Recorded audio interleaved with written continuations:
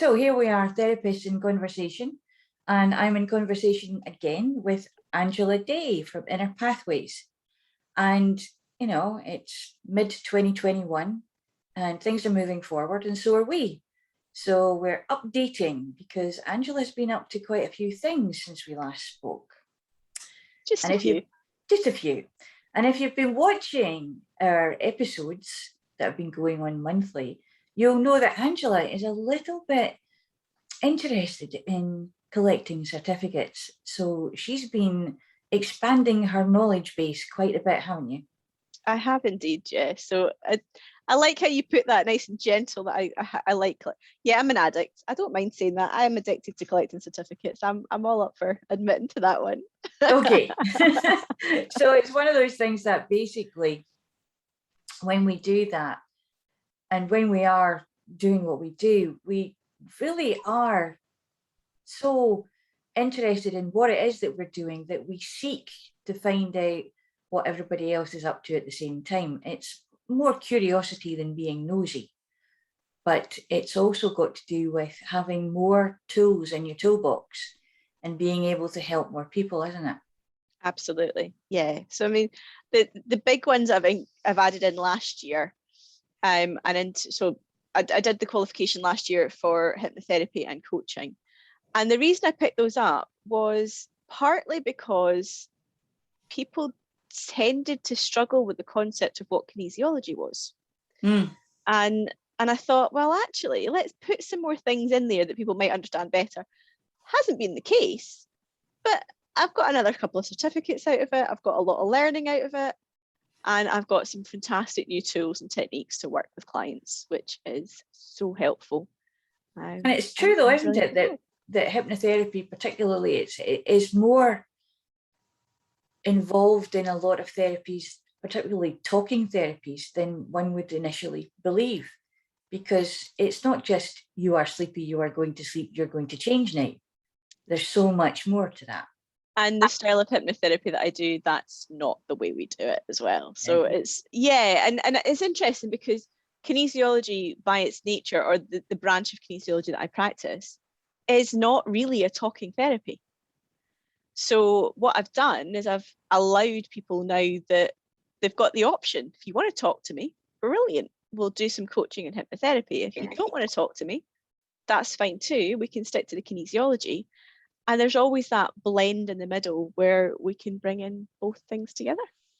Yeah, that's the interesting part. It's like stirring in that extra ingredient into the recipe that just gives it that touch of finesse, I think is probably the way to put it. That's it. We were saying a little bit about the you are going to sleep, you are sleepy, which is the authoritative version of hypnotherapy. And we both practice the permissive way of doing things. So it's more conversational. So I actually practice generative, which is another branch on It's again. It's even more.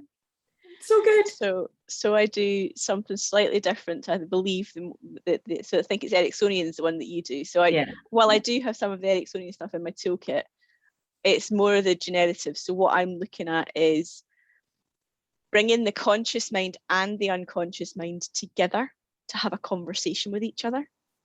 And that's not always what happens with hypnotherapy and what happens in our day-to-day lives.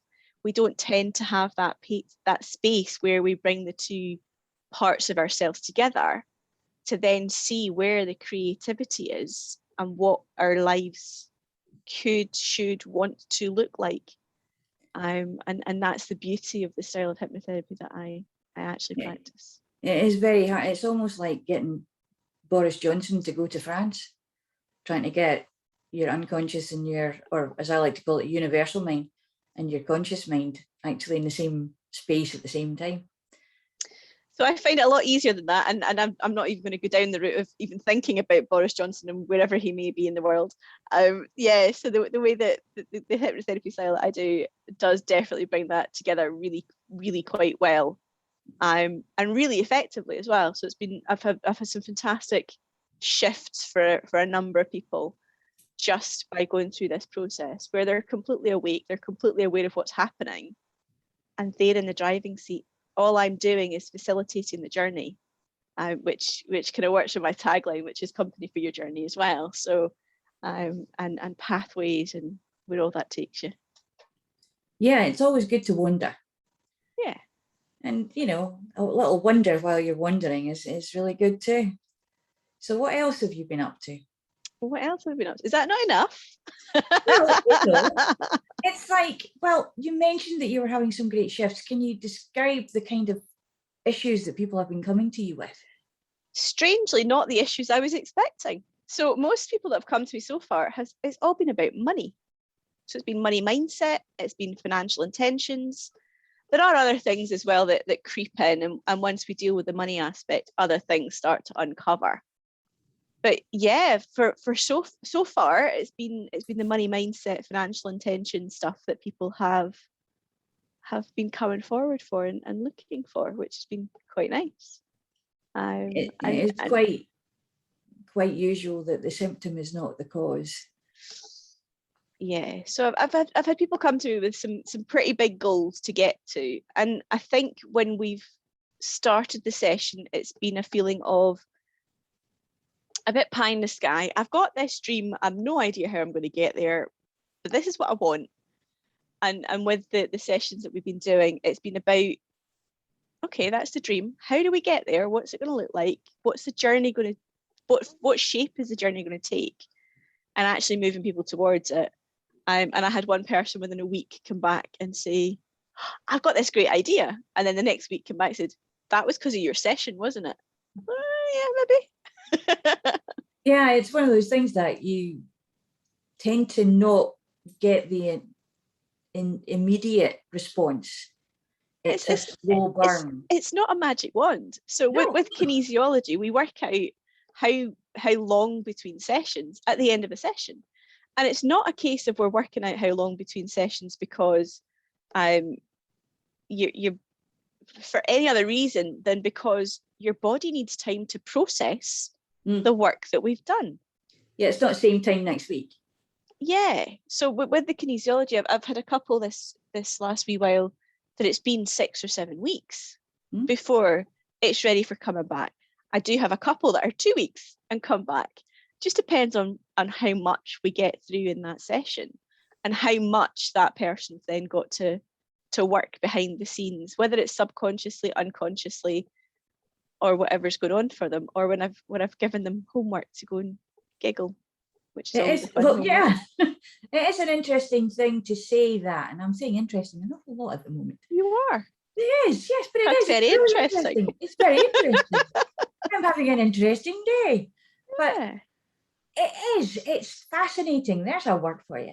It's fascinating to understand that many people really don't realize that these things will come in their own time. It's like when you make the boulder wobble at the top of the hill, and it just takes one more little push, but it'll take its sweet time to actually go over that last little step, that last little obstacle, and roll down the hill.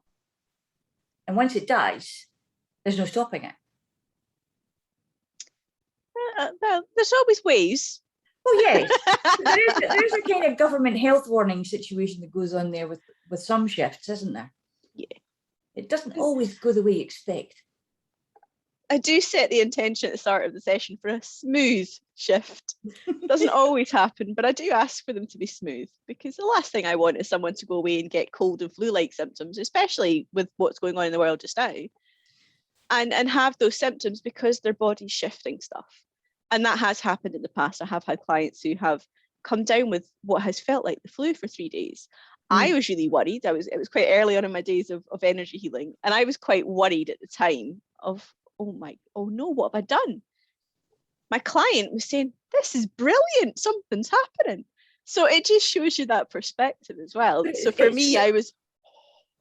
Yeah, but it's really good that they actually recognized that the shift and the manifestation of physical symptoms were actually together.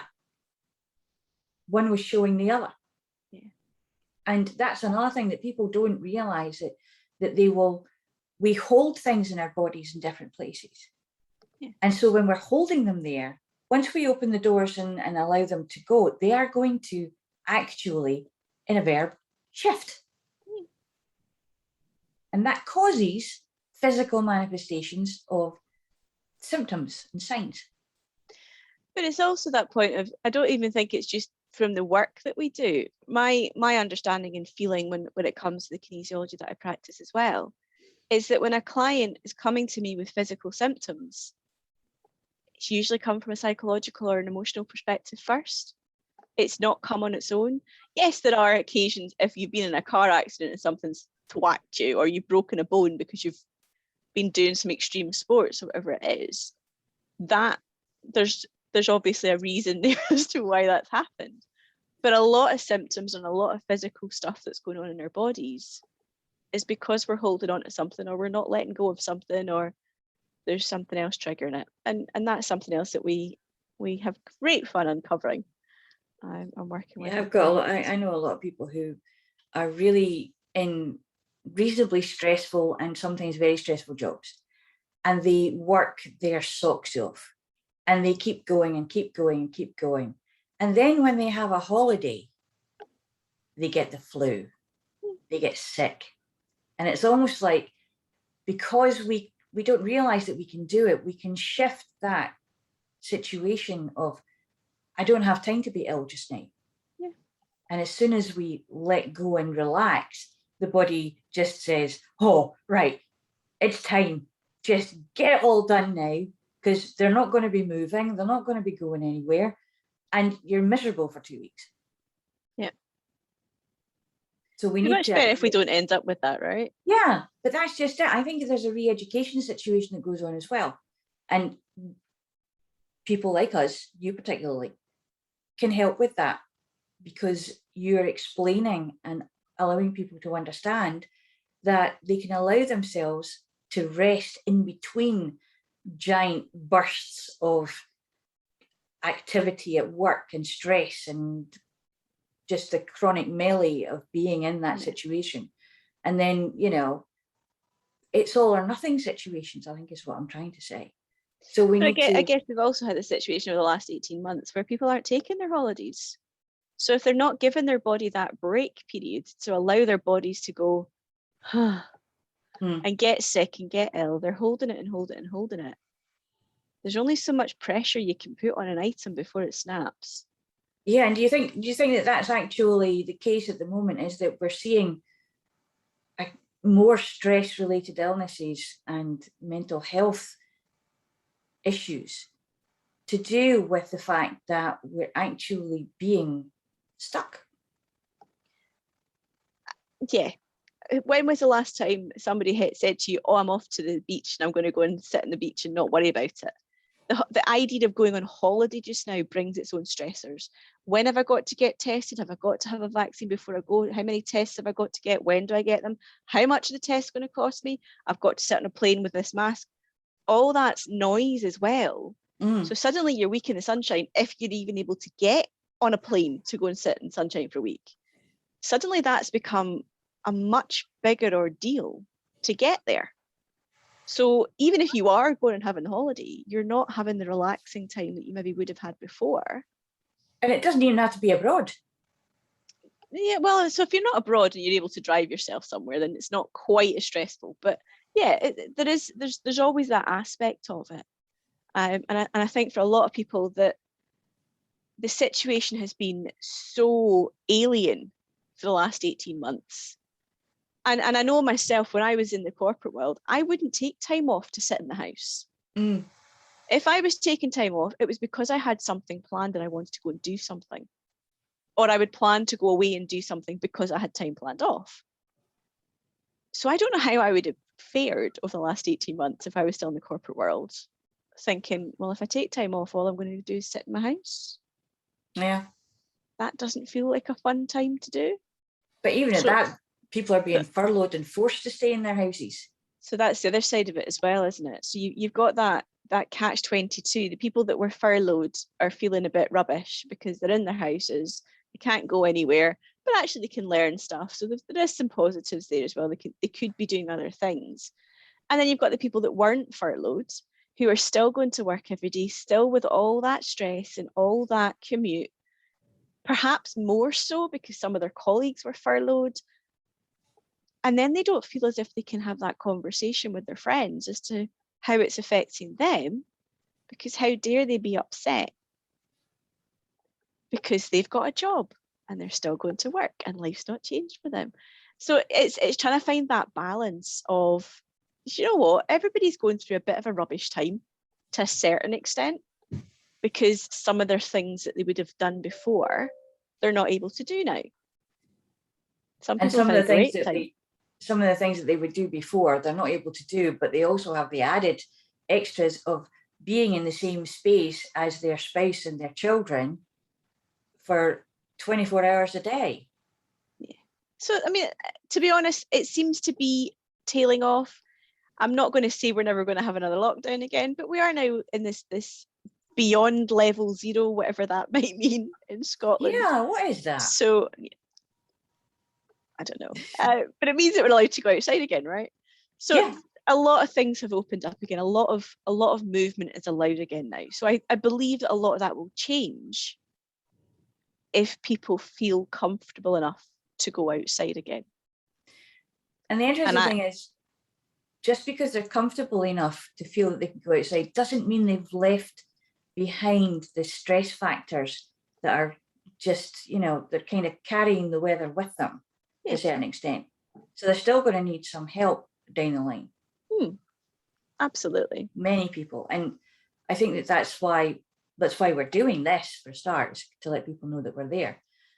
But also, I mean, there are so many different things that you can help with, isn't there? Yeah. And that's what I love about learning new modalities and bringing new modalities into the mix, and being able to help people with whatever's going on. And it's that point I heard, I don't even know who made the quote, but I think it's quite, I've seen it quite a few times, it's quite common, that if we don't make time for our wellness, we will be forced to make time for our illness. Oh, that's good. That's powerful. Yeah. And I think it is so, so important that if you don't take the time to go and have a massage, or to come and see somebody like one of us, or the rest of our lovely cohort in Therapist and Conversation, then you're going to have to make time to go to the doctors. And the doctor's not going to have time to see you. Well, I was going to say, how difficult is that just now? Yeah.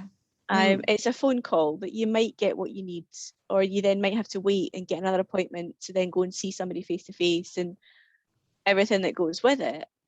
And then potentially that added stress of having to walk to a doctor's surgery. I'm not aware of any of the doctors doing video calls where you can say, look, I've got a rash, or whatever it might be that's come up for you. Ours does it on the telephone and then tells you to email them a picture. Yeah. And I'm a photographer, so I could have great fun with pictures before I send them to the doctors. Yeah. I don't. I actually did thankfully get in to see my doctor when I needed to recently.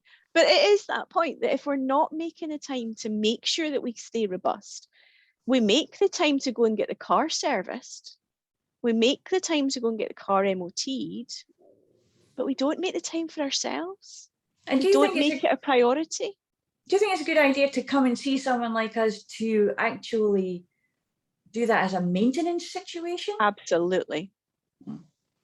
Absolutely. Because why only ever go when something breaks?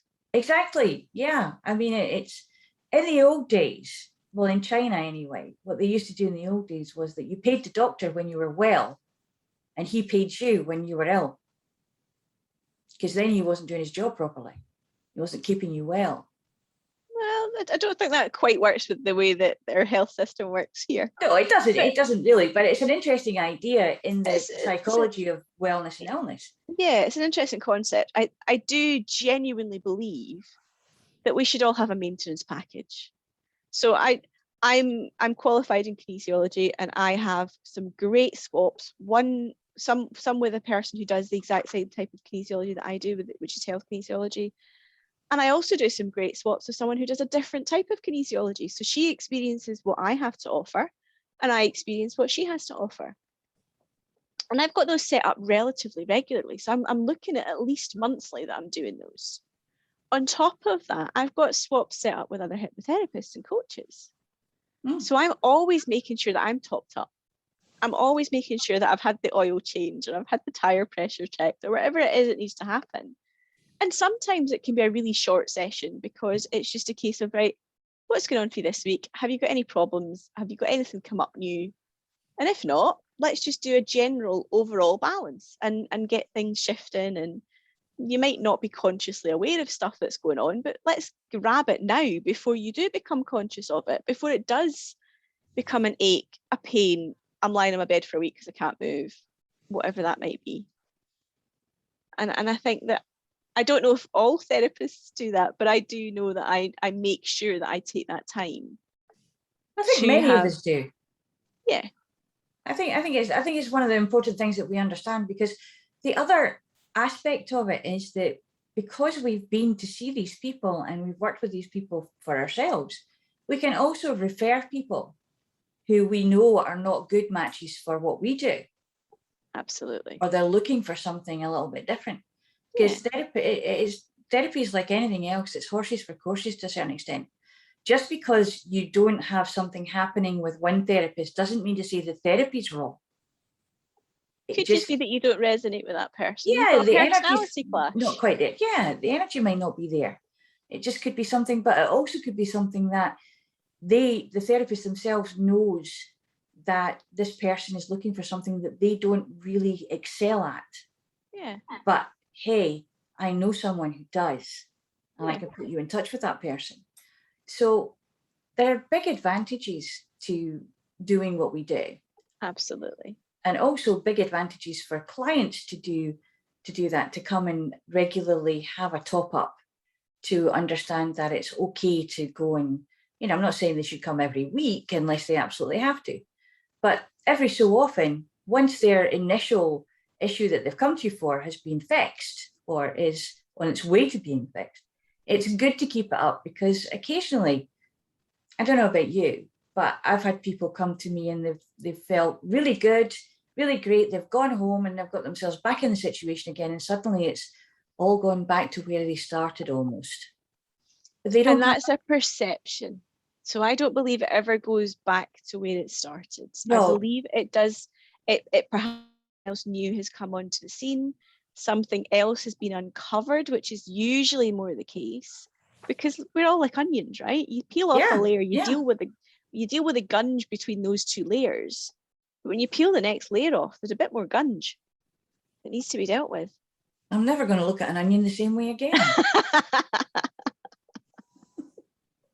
I was trying to think of polite words. Gunge. Gunge.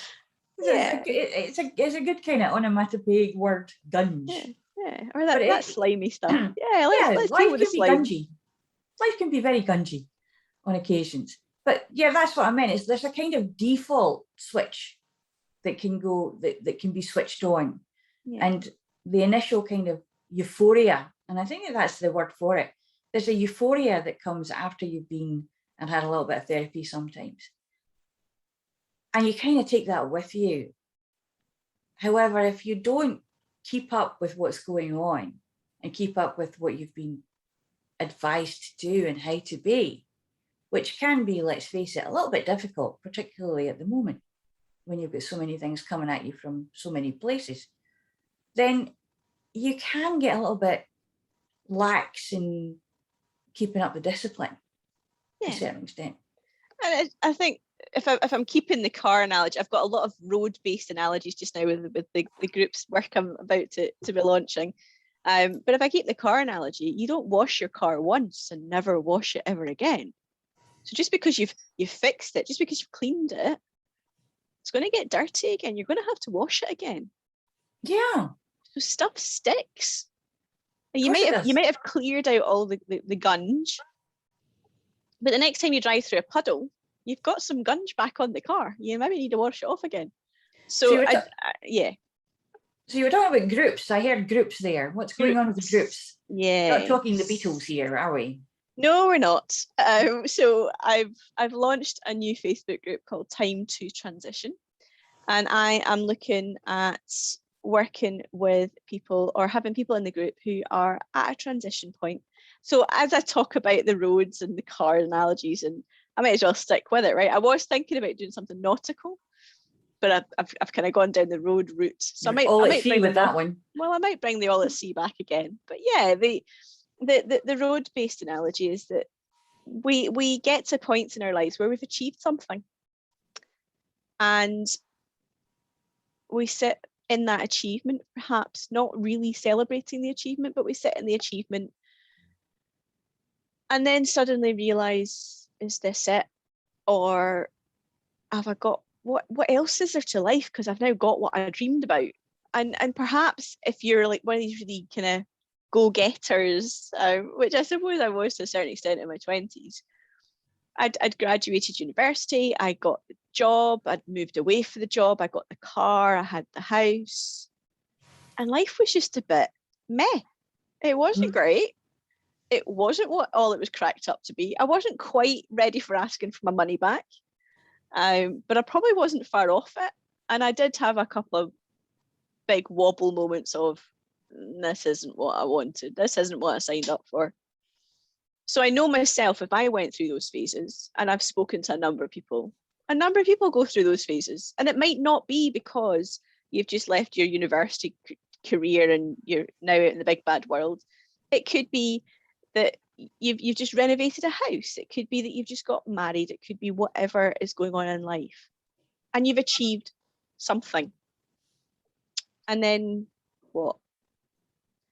So it's about looking towards future goals. It's about looking towards what else do you want from life, and acknowledging that life is about the journey. It's about following those pathways and the roadways and wherever else you want to take them. There might be some motorways involved too, but it's that point of realizing that life is a journey, and you've got sometimes to choose. It's okay to drive for yourself. Sometimes it's good to be in the driving seat. Sometimes it's good to be in the passenger seat. Sometimes it's good to be snoozing in the back seat and just letting somebody else take control. But yeah, you've got to make those decisions as to which seat in the car you want to be in. You've got to decide who you want to take with you for the journey. But the point I was trying to get to as I was rambling towards it was that the journey, the destination that you programmed into your sat nav, as I told you, I'm doing a lot of road analogies. The destination that you programmed into your sat nav is just a stopping point. It's not the end destination.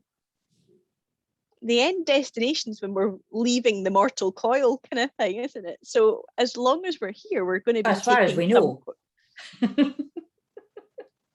Yeah. So it's always a stopping point in my mind. So it might be a stopping point for a month. It might be a stopping point for a couple of years. It might be a stopping point for a couple of hours. I've spoken to people about job decisions and things like that. And one girl said to me, 4 hours is my shortest job. So yeah, it could be as short as 4 hours. But whatever the stopping point is, it's about looking forward to the next thing. So those stopping points is what I'm calling transition points. And that's where the time to transition comes in. Actually, that's quite interesting, because I was reading something about that this morning, as I do.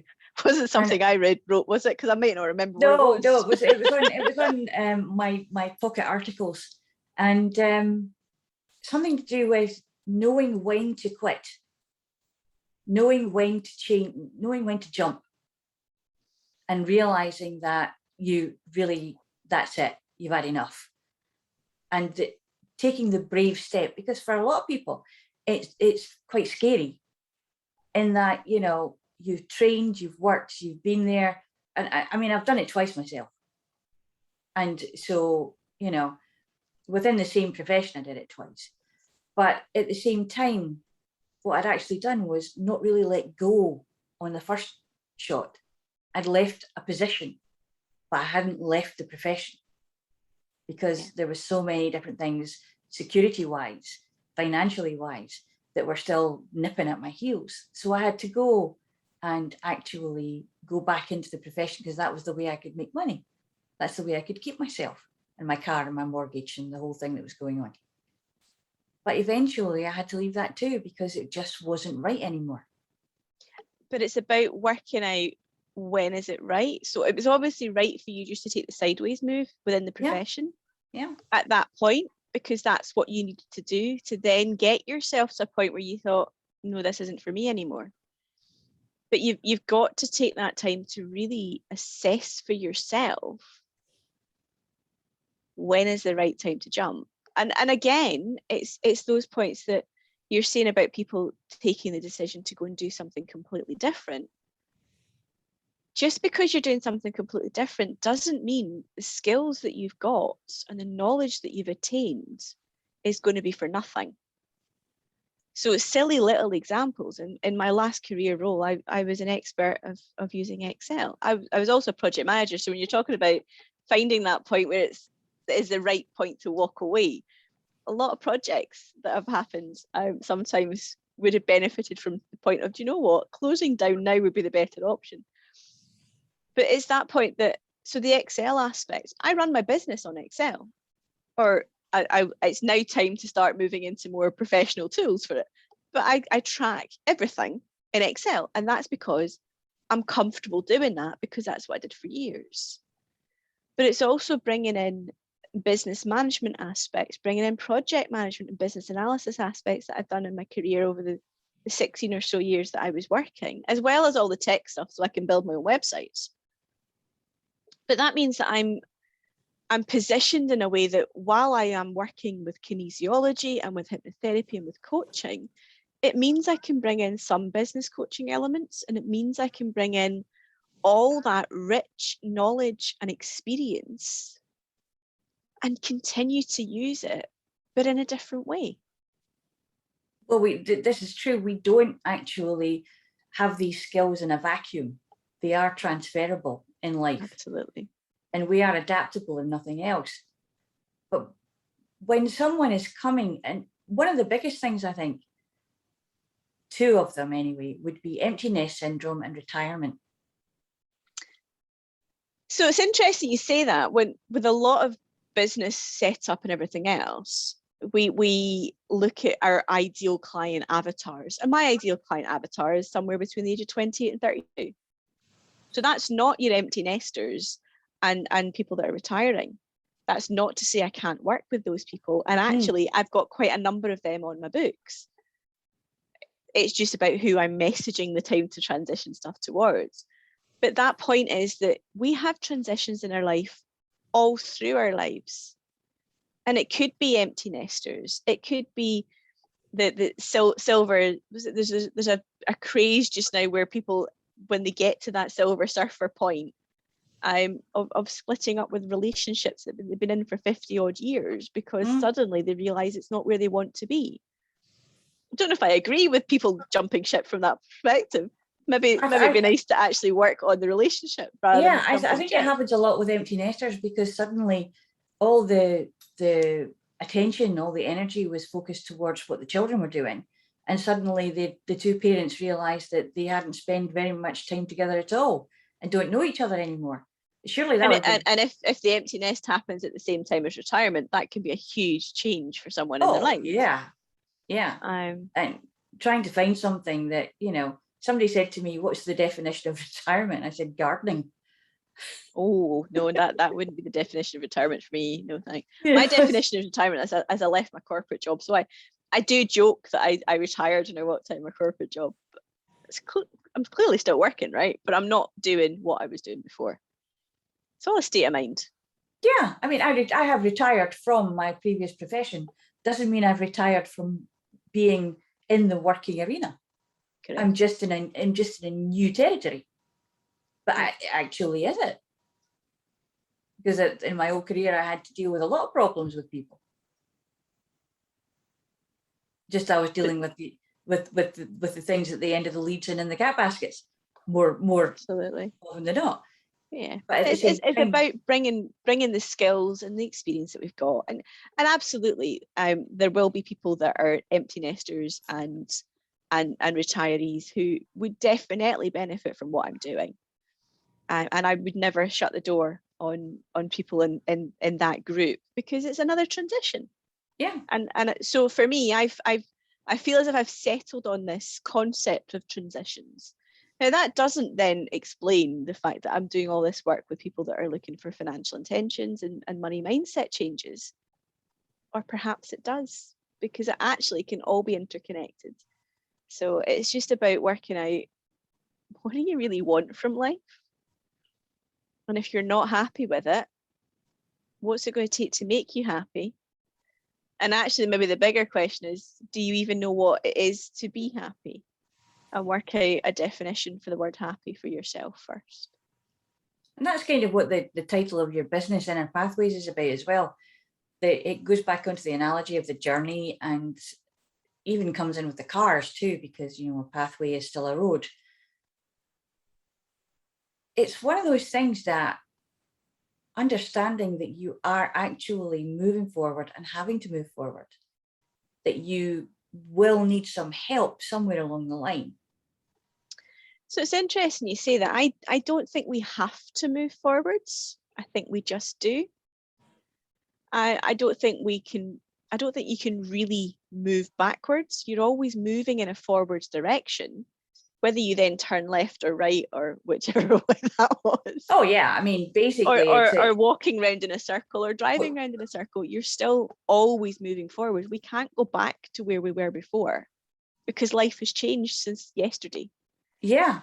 Or obviously with everything that's happening over the last 18 months, life has changed since where we were in 2019. We're not going to go back to that. Yeah, there is some elements, back to normal. Yeah, some elements of what we had in 2019 will resurface, but I don't believe that we're going backwards. I think we're always moving forwards. And as I said, if you turn a different direction, you're still moving forward in that direction. Yeah, you still have to face where you go, unless you're a crab. Well, I was going to say, unless you're me on hills, because I can't walk down hills. So I do tend to turn around and walk backwards, but that's a whole other story. If you want to know about that, come and have a Zoffy with me. Yeah. When I do that, I'd like to see that. Maybe not. Then I'd have to be going down the hill too. Which means I would have to go up it in the first place. I do joke with my first stage of my course or my program being, I'm on top of the mountain. I've achieved what I was supposed to achieve, but the clouds are coming in. Amazon don't deliver up here, and neither do Deliveroo, and there's no Wi-Fi. And actually, how do I get down? Yeah. So that's my anecdotal first step on the journey. So when people are coming to you particularly, do they transition into the group, or can they come into the group without actually being seen by you first? Anyone's welcome in the group. All they've got to do is click the button and answer a couple of questions and jump straight into the group. If you're joining the group, all I'm looking for, as when I say a couple of questions, how did you find out about it? So if you're watching this, wherever you watch this from, and if it's a case of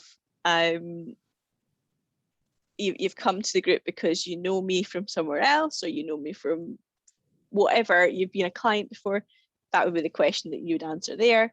But how have you found out about the group? Do you want to join my mailing list? My mailing list is an email once a week. It's not onerous. I don't mind if you press delete. If you really want to not have it anymore, you can also press unsubscribe. But I do waffle a little bit, and sometimes it's interesting. And you do lives too. It's on Facebook, by the way.